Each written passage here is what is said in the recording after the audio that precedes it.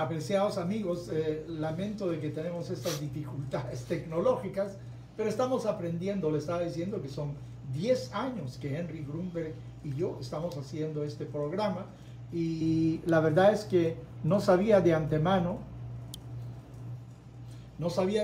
si es que iba a durar todo ese tiempo. Ya son 10 años, es bastante tiempo, ¿no? Yo tengo por YouTube, por ejemplo, ahí hay 1000 videos grabados ya. La mitad son en español y la otra mitad en inglés. Estamos en vísperas de un año nuevo, del año 2022. Y yo pensé, déjame compartir una pequeña reflexión con ustedes acerca de ello. Estamos viviendo unos cambios tecnológicos extraordinarios, ¿no? La inteligencia artificial domina muchas cosas también. Puede ser que la pandemia que estamos sufriendo todos en este momento en todas partes del mundo nos obligó a hacer ciertas cosas. En lugar de reunirnos personalmente, las conferencias se hacen hoy por Zoom y por otros medios interactivos que son virtuales. En realidad, muchos están trabajando en casa. ¿Cuál va a ser el futuro? Bueno, nadie sabe con certeza, pero muchos piensan de que lo que ha empezado e impulsado un poco más por la pandemia es algo imparable. O sea, las oficinas van a ser cada vez menos en número que anteriormente, debido a la tecnología que tenemos hoy en día. La tecnología es extraordinaria, porque fíjense ustedes tienen todas las librerías del mundo, están a su alcance. Ustedes pueden ingresar por internet a cualquier parte y leer cualquier cosa casi que se escribió hace 1000 años. Nadie tiene hoy en día una enciclopedia física en la casa, porque tú le preguntas a tu teléfono y tu teléfono te responde. Le preguntas a Google, Google te responde. Siri te responde. Entonces es una época totalmente diferente, pero tiene sus peligros también, porque hay quienes utilizan estos mismos medios para transmitir algo sumamente negativo, algo que va en contra de la sociedad, incitando al odio. Y Dios sabe que es como todas las cosas en la vida. Tiene su lado positivo y desde luego tiene su lado negativo también. Entonces le digo, estamos en medio ya, no es que estemos entrando en una nueva etapa donde la tecnología se convierte cada vez más importante para el ser humano. Pero quiero señalar al mismo tiempo de que hay ciertas cosas que son permanentes, que siguen iguales. El odio, la envidia, la codicia, el amor, el altruismo, todas esas cualidades humanas, algunas positivas y otras negativas, siguen iguales. Y debido a la tecnología moderna, uno puede compartir e impartir esos sentimientos con rapidez. Hoy en día uno puede hablar instantáneamente con alguien que está a miles y miles de kilómetros de distancia. Por lo tanto, necesitamos más que nunca un asidero moral, un asidero ético. O sea, lo que uno creía de que las nuevas tecnologías van a ser obsoletas, la moralidad, la religión, todo lo contrario, debido a que esas tecnologías son muy eficientes para el bien, pero lamentablemente también para el mal. Estamos viviendo una época también donde hay grupos que tratan de cambiar la narrativa, la historia del mundo. O sea, quieren reescribir el pasado porque tienen una agenda política, tienen una agenda a lo mejor filosófica de ellos, una agenda básicamente que tiene que ver con principios que ellos sostienen, pero que a lo mejor nosotros no compartimos. Así que hay que tener mucho cuidado hoy en día con la información que recibes, ¿no? Se están destruyendo estatuas. Uno no puede juzgar el pasado con los patrones que tenemos hoy en día. Mira, un par de siglos atrás, un hombre de 50 años era un anciano. Hoy en día uno cree que todavía está en su juventud. Es algo totalmente diferente. O sea que hay muchos cambios que son actuales, y si queremos interpretar la historia del pasado de acuerdo con nuestros conceptos actuales, a lo mejor cometemos un gran error. Pero quisiera pasar un poquito a lo personal. Tenemos todas esas posibilidades que hay, menciono, que tienen que ver con la tecnología, pero sin embargo, sumamente importante la disciplina personal. Quiero decirte, si tú quieres tener éxito en la vida, tú tienes que disciplinarte, aprender a controlar tus apetitos, que tú seas el amo de ellos y que ellos no te dominen a ti. Yo creo que una de las cualidades humanas más importantes, ya lo he mencionado en otras oportunidades, es la perseverancia. No te rindas. Todo lo contrario, cuando fracasas es una etapa de estudio. Todo lo contrario, estás aprendiendo a través del fracaso. Uno no aprende de los fracasos de otro, uno tiene que cometerlos uno mismo, hasta cierto punto. No digo eso como una regla general, pero hasta cierto punto tú tienes que cometer tus errores. Y si tú crees que estás fracasando, todo lo contrario, estás aprendiendo. Sé persistente, tienes que tener disciplina personal y vas a ver de que las cosas van a funcionar. Y por último, quisiera una cosita más. Tú tienes que pensar de que, ¿qué sentido tiene tu vida? Comer y evacuar, alimentarte y luego divertirte. ¿Qué sentido tiene? Tú tienes que tener un propósito mucho más allá. Yo creo que el propósito siempre tiene que incluir al prójimo. Tú estás aquí para hacer el bien para otros y vas a ver cómo eso se refleja, te cae de vuelta a ti. Tú arrojas un boomerang, pero ¡bum!, lo recibes de vuelta. Entonces piensa también, necesitas disciplinarte y recuerda, tienes que tener un propósito en esta vida. Bueno, ya hablé suficiente. Miren, ustedes tienen una oportunidad, si quieren plantearme alguna cosa, aquí estoy a la orden de ustedes. Rabino, tenemos saludos de República Dominicana, gente que le ha escrito, le están escribiendo gente diciendo que está de acuerdo con lo que usted dice, que le gusta lo que está diciendo, están deseando feliz año. Hablando de eso, ¿qué podría hablar del significado del año nuevo que está por aproximarse según el calendario gregoriano desde el punto de vista del judaísmo? Bueno, mira, la verdad es que ese es un calendario arbitrario realmente, ¿no? ¿Por qué el año tiene que empezar el 1 de enero? Eso es algo netamente arbitrario. Según la tradición cristiana, por ejemplo, Jesús, que es para el mundo cristiano lo mismo que Dios, el Hijo de Dios, pero es lo mismo, algo por el estilo, nació el 25 de diciembre. O sea, una semana antes de este 1 de enero. ¿Y qué significado tiene el 1 de enero? Yo recuerdo en los calendarios que había en Lima, Perú, donde yo crecí, decía Día de la Circuncisión, porque Jesús nació judío. Entonces el 25, si el 25 era como este año fue un sábado, el 25, el 1 de enero es un sábado también, que es justo el 8º día, el día de la circuncisión, y como Jesús era judío, fue circuncidado en ese día, de acuerdo a la Biblia, a los 8 días hay que circuncidar al niño. Bueno, eso puede ser por razones cristianas, pero no hay ningún fenómeno realmente que justifique empezar el año el 1 de enero. Por otro lado, hay otros calendarios. Los chinos tienen un calendario diferente. Los judíos tenemos un calendario diferente. En el judaísmo, por ejemplo, hay 4 años nuevos, pero el año nuevo que se celebra mayoritariamente cae más o menos en septiembre, por ahí a fines de septiembre, a mediados de septiembre, que también es una época donde empieza la agricultura, tiene su significado en ese momento, es la última cosecha, tiene algún fenómeno natural que ver. En la tradición judía, por ejemplo, los meses no tienen 30 días o 31 días, los meses son meses lunares. Los días que le toma a la luna darse una vuelta alrededor de la Tierra, que es algo así como 29 días con 13 horas y algo. Por eso los meses judíos tienen o 29 días o 30 días. Pero se ajusta al calendario solar, que es el calendario gregoriano por el cual todos nos conducimos, porque le toma a la Tierra 365 días y un cuarto, si mal no recuerdo, darse una vuelta alrededor del Sol.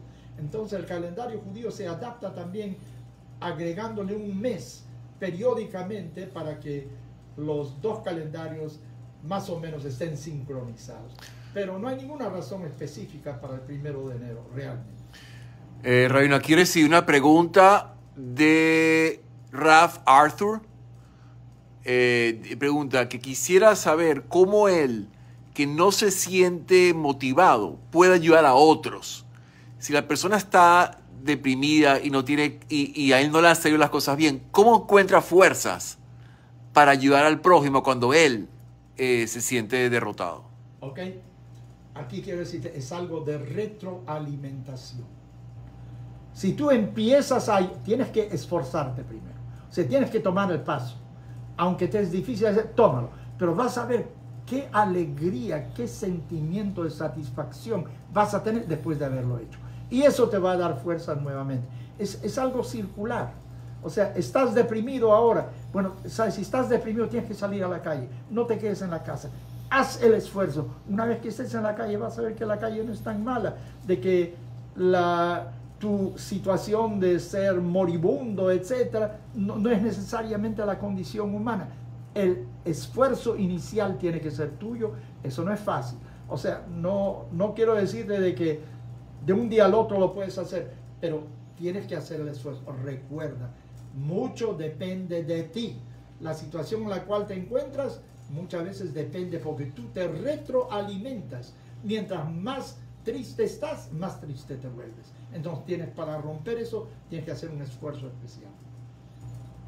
Muy bien. Por favor,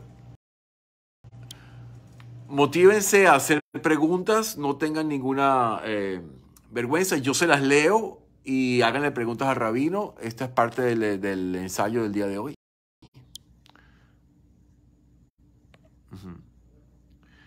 Muchísimas gracias por la respuesta. Le da Raf Arthur, que fue quien la hizo. ¿Qué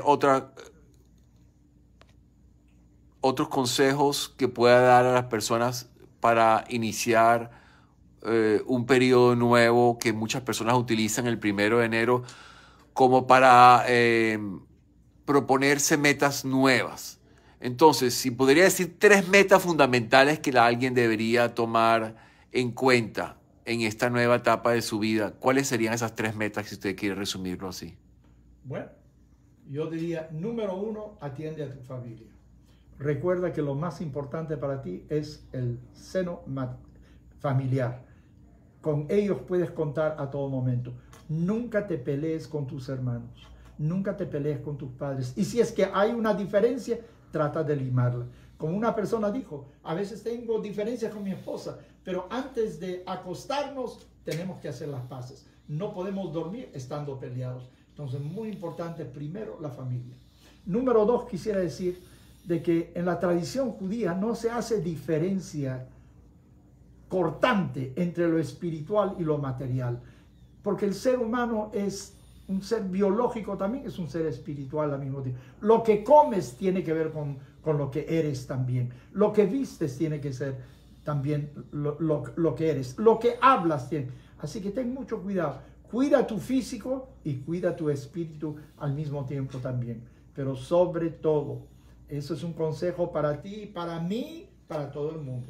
Tienes que hacer algo por el prójimo. Le preguntaron a nuestros sabios, ¿cuál es el principio más importante de la Biblia? Bueno, uno respondió, el principio más importante es amar al prójimo como a ti mismo. Hacer algo por otro. El momento que tú haces algo por el otro, te va a doler menos el brazo que te está molestando en este momento. Si tú te preocupas por el otro, cuáles son las necesidades, las carencias de tu prójimo, vas a ver que piensas menos en lo que te hace falta a ti. Se retroalimenta. Haz algo por el prójimo para el próximo año, cada día. Ok, aquí hay una pregunta de un señor Luis Bueno que dice, desde el judaísmo, ¿es permitida la inseminación artificial? La inseminación artificial, claro que sí, ¿por qué no? Excepto hay ciertas, o sea, es un proceso, o sea, digo, en principio sí, pero tiene que ver cómo se obtiene el semen, etc.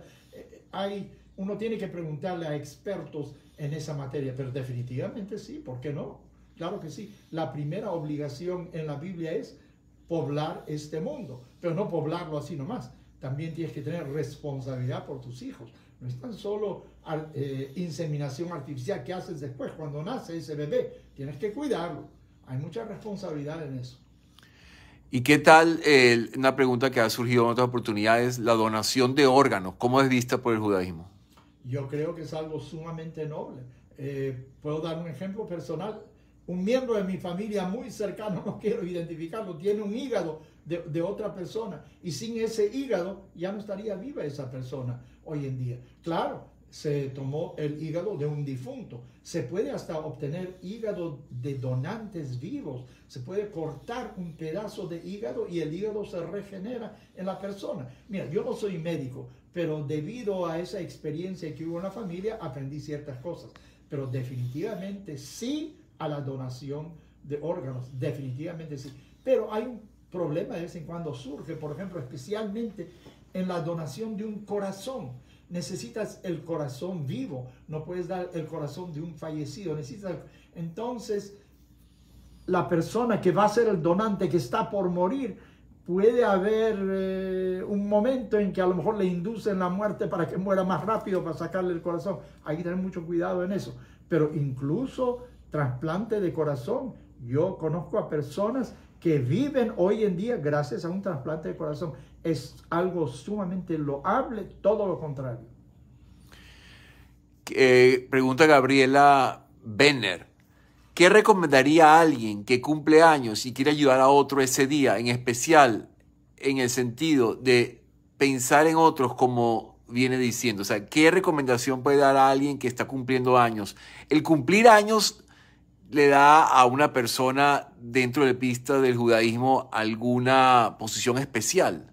Parece que sí, algunos grandes líderes hasídicos del misticismo judío celebraban sus cumpleaños. Es como si Dios le aceptaría cualquier pedido decente, desde luego, en ese día. Pero yo creo que el día del cumpleaños no solo debes de concentrarte en ti mismo, sino también en otros también. Depende qué cosa quieres hacer. Puedes visitar a un enfermo. Mira, esa es una de las cosas en la tradición judía.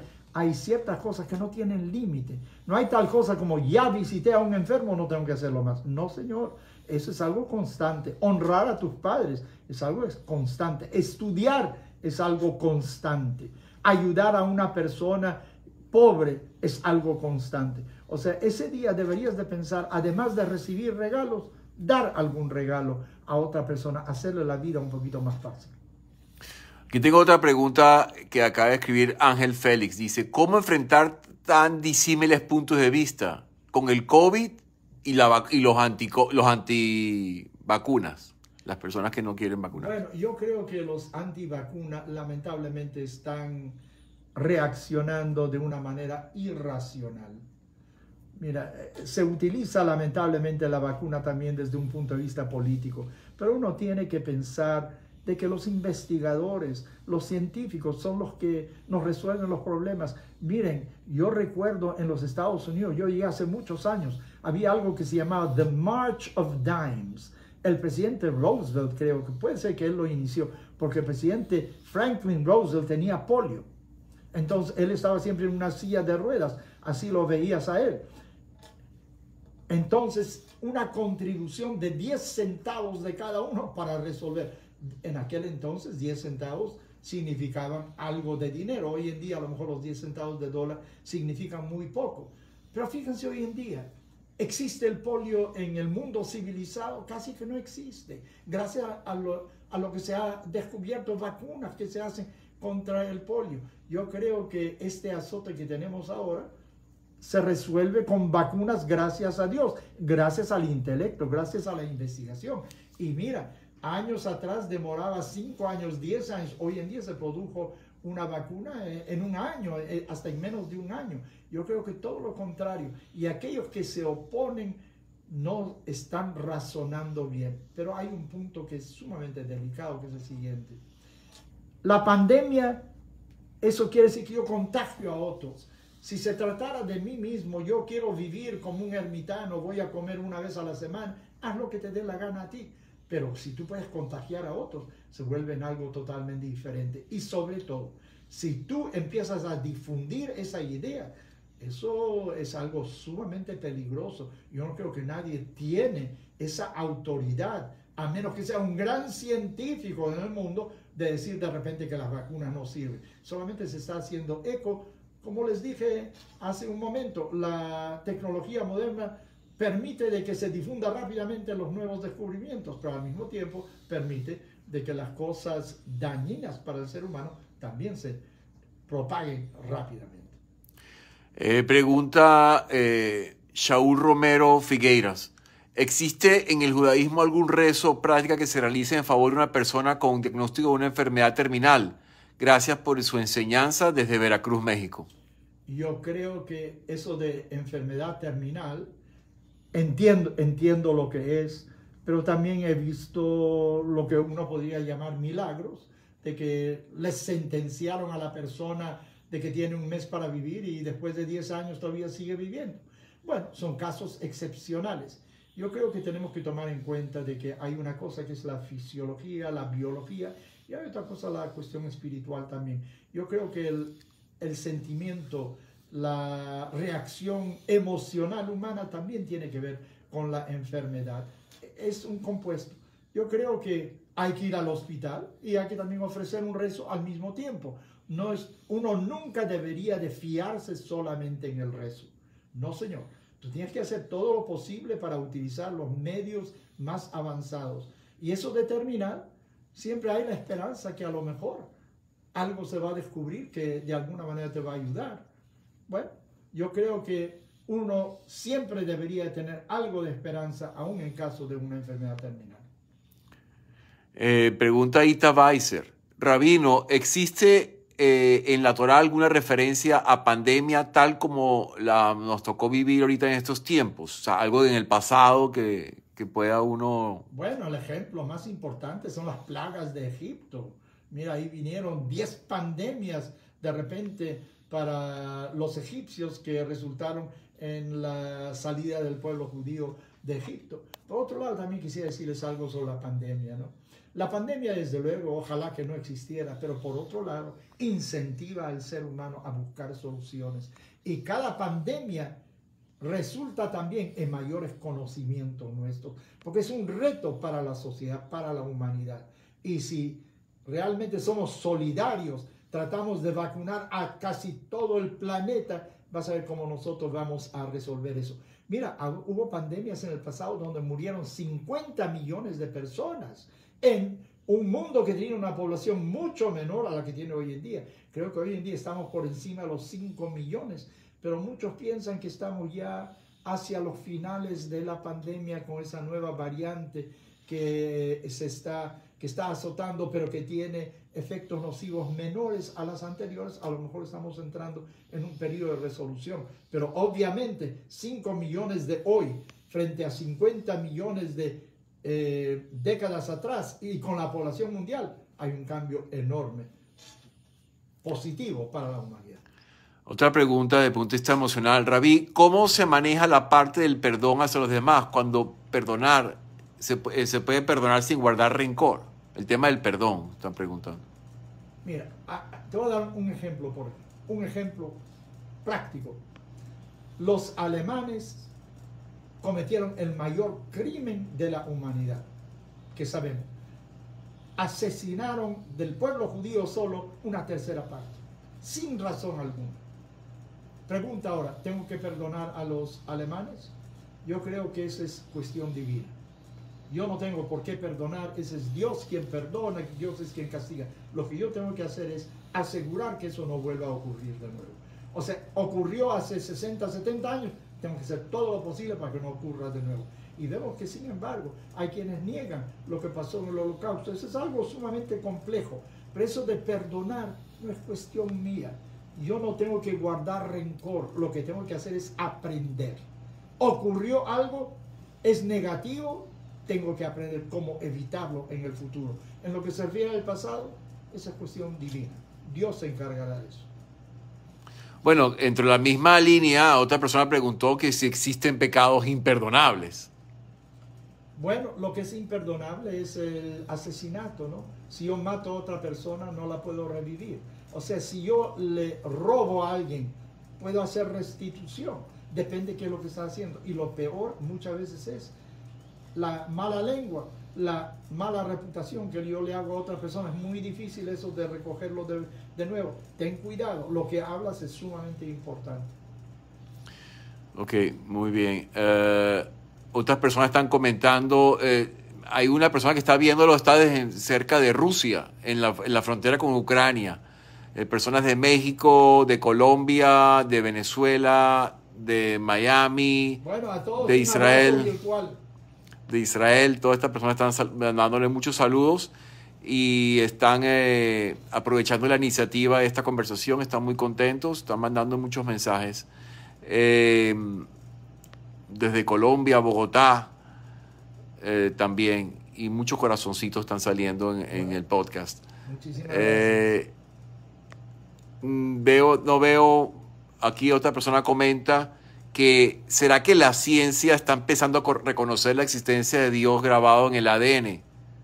Mira, la verdad es que eso de Dios es algo sumamente complejo. O crees o no crees. Ninguna posición puede comprobarse absolutamente. Mira, cuando yo veo el universo, ¿cómo puede eso haber ocurrido así de por sí? Las neuronas que tiene el ser humano son billones de conexiones. Es algo tan difícil hasta de imaginar cómo eso funciona. Hasta el día de hoy no sabemos lo que quiere decir conciencia. Cómo que yo soy consciente de mi existencia. Es algo tan complejo. A lo mejor en el futuro vamos a saber algo más, pero creo que estamos en los límites de lo que podemos realmente saber. Pero llegar a la verdad verdadera, ¿quién sabe? ¿Quién sabe? Lo más importante, creo yo, es aprende a conducirte de una manera moral, de una manera ética. No le hagas daño a nadie. Le preguntaron a Hillel, uno de los grandes sabios, ¿cuál es el principio más importante? En lugar de decir, amarás al prójimo como a ti mismo, él dijo, lo que te es odioso a ti, no se lo hagas a otro. Asegúrate, si no puedes hacer el bien, bueno, lo lamento, deberías hacer el bien, pero lo que debes evitar a toda costa es no hacerle el mal a nadie. Nunca hagas eso. Aquí la persona interpretó su respuesta como que solo Dios es el que perdona. Nosotros aprendemos la lección, pero solo Dios perdona. Nosotros los seres humanos no tenemos que perdonar porque nosotros no podemos guardar rencor. No hay rencor, no hay tal cosa. Lo que tienes que hacer es enmienda, no perdón. O sea, muchas veces una persona actúa de una manera negativa, a lo mejor le entró un momento de locura, yo qué sé qué. No, tú no tienes que perdonarle nada, eso es de Dios. Dios perdona. Lo que tú tienes que hacer es, de alguna manera, hacer retribución. O sea, reparar el error que cometiste y sobre todo asegurarte que no cometas lo mismo en el futuro. Muy bien. Hay gente que está mandando mensajes desde México, de Tijuana, en la frontera con San Diego. Muchas personas en México preguntando cuándo va a regresar a Israel. Me están preguntando por aquí. ¿Tiene pronto algún viaje a Israel? Bueno, la verdad es que tengo una cita en marzo en Israel. No sé si la voy a cumplir todavía por otras razones que tienen que ver. Ustedes saben que el presidente Guaidó, el presidente interino de Venezuela, Guaidó, me nombró a mí embajador de Venezuela en Israel. Pero no hay relaciones diplomáticas con Israel. Fueron rotas lamentablemente por el difunto presidente Chávez. Unilateralmente lo hizo por televisión. Eso todavía no se ha reparado de alguna manera y espero en estos días estamos trabajando en ese sentido de que se pueda reparar y seguramente que haga un viaje a Israel. Estuve en Israel hace 2 años y le puedo recomendar a quienes no han estado en Israel, se pierden la oportunidad de su vida para ver lo que ha hecho un pueblo que regresó a su tierra ancestral. Mira, y aquí también quisiera entrar un poquito en el problema palestino-israelí, ¿no? Mira, eventualmente la fuerza, o sea, la rebelión, sacó a los belgas del Congo, sacó a los ingleses de India. El caso judío es totalmente diferente de Israel. Los judíos estuvieron en Israel. Mencioné no hace mucho el primer que es el 1 de enero, es el día de la circuncisión de Jesús. Jesús fue un niño judío que nació en lo que se llama West Bank, hoy en día en Israel. Ahí es donde estaba, él iba al templo de Jerusalén, eso queda en Israel. Los judíos no tienen dónde ir, o sea, esa es su tierra. Por más que tú luches contra ellos, ellos nunca van a salir de allí, porque ese es suyo, ahí pertenecen. Lo que hay que buscar es la convivencia. Hay suficiente para todos, hay suficiente sol para todos, hay suficiente aire para todos, incluso hay suficiente agua. Israel desarrolló el cultivo por goteo, o sea, hace la desalinización del agua, le sacan el sal al agua del mar. Hay maneras de resolver muchas cosas. Lo importante es la convivencia humana. Yo creo que el judío con el palestino, con el árabe, puede convivir. Yo creo que ese proceso que se llama The Abraham Accords, donde Israel hizo una relación nueva con Bahrein, con los Emiratos, ese es el futuro realmente de la región. Aquí comenta Ángel Félix que Israel permite la convivencia de todos independientemente de la religión en que... O sea, ¿usted conoce en la zona algún otro país que sea que promueva la convivencia entre diferentes fees? La verdad es que no lo conozco, pero quiero dar testimonio de Israel. Yo fui a Israel con el presidente de la Conferencia Episcopal Venezolana, visitamos iglesias, todo lo contrario. Ahí hay la posibilidad de cada uno cumplir de acuerdo con los preceptos de sus ancestros. Hoy en día el pueblo judío puede ir al muro occidental, que años atrás él estaba prohibido, no podía acceder. Todo lo contrario, yo creo que la convivencia, ese es el futuro de la humanidad, y no el golpeo del uno con el otro, el encontronazo. Eso no nos conduce a ninguna parte. ¿Qué recomendaría para ayudar a enseñar a alguien a responder a los antisemitas en general en la vida, en rutinaria, cuando se encuentra cualquier acto antisemita? ¿Qué recomendaría como reacción para uno? La verdad es que no sé, porque el antisemitismo no responde a ningún proceso intelectual. Yo creo que se trata de algo sumamente más profundo, que a lo mejor aprendió con la leche de su madre de alguna manera. Porque fíjate la contribución que el pueblo judío ha hecho a la humanidad, los premios Nobel que ha recibido, todo lo contrario, el bien que ha traído el judaísmo al mundo. Quiero decir algo sobre el monoteísmo, por ejemplo, que es una idea que proviene del judaísmo, porque tanto el cristianismo como el mundo musulmán se han nutrido de la idea monoteísta judía. Eso quiere decir de que hay orden en el universo, porque el politeísmo no es tan solo cuestión de idolatría, quiere decir de que hay fuerzas que chocan en el mundo, que están en guerra el uno con el otro. La idea del monoteísmo quiere decir de que hay ciertos principios que funcionan para todo el universo. Lo que tú tienes que es entender lo que son contradicciones aparentes, de dónde provienen realmente. La ciencia le debe mucho al judaísmo, la idea de que hay una sola fuerza en el mundo que de alguna manera controla todo, y eso es lo que creo que ha permitido de que haya un avance tan importante en la ciencia. Así que yo le diría al antisemita, mira, el polio, la vacuna contra el polio, el remedio contra el polio, fue un judío que lo inventó, que lo creó. Todo lo contrario, hay tantas cosas que en el mundo existen para el bien del ser humano, que fueron el resultado de la investigación, de la creatividad del pueblo judío. Yo creo que no ha habido un pueblo que ha contribuido tanto al resto de la humanidad como el pueblo judío. Aquí están pidiendo, un par de personas preguntaron que cómo piensa usted que se va a llegar a reconstruir el tercer templo.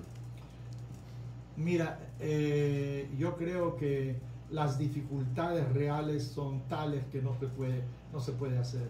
Por ejemplo, tú necesitas un Cohen, que es un sacerdote judío. Hoy en día no tenemos manera de saber exactamente el que dice que es Cohen, si realmente es Cohen, si es un descendiente directo del sumo sacerdote. Se necesita una vaca bermeja, se necesitan ciertas cosas que son casi... Yo creo que el tercer templo tiene que venir de una manera milagrosa. ¿Cómo va a ser? No estoy seguro. Pero por otro lado quiero decir otra cosa.